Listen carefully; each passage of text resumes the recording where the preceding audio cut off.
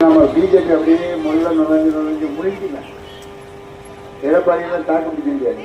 அவரெல்லாம் சும்மா வேஸ்ட் கட்சி.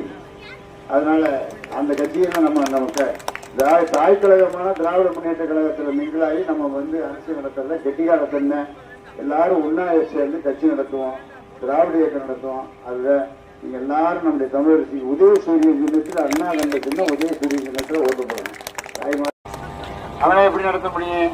நான் ஓபிஎஸ் சொன்னேன். இங்க வாருங்க, ஒண்ணு வாங்க திராவிட இயக்கத்துக்கு வாங்க, இல்லைன்னு வேற எல்லாருக்கும் எல்லாமும் என்ற நம்முடைய தலைவர்கள்.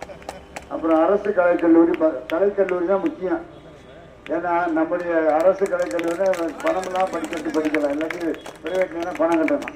அது அப்புறம் சமூக நீதி விடுதி எல்லாரும் ஹாஸ்டல் கட்டுவாங்கல்ல, சமூக நீதி விடுதின்னு ஹாஸ்டல் பூரத்தில் எல்லாத்தையும் வச்சுட்டாங்க. என்ன காரணம்னா முதல்ல பிற்பட்டோர் நலத்துறைன்னு இருந்துச்சு, இப்போ சமூக நீதி விடுதின்னு மாற்றிட்டாங்க. சமூக நீதினா எல்லாருக்கும் எல்லாமும். அதுதான் நம்முடைய திராவிட மாடல் அரசு, நம்முடைய தளபதி அவர்கள்.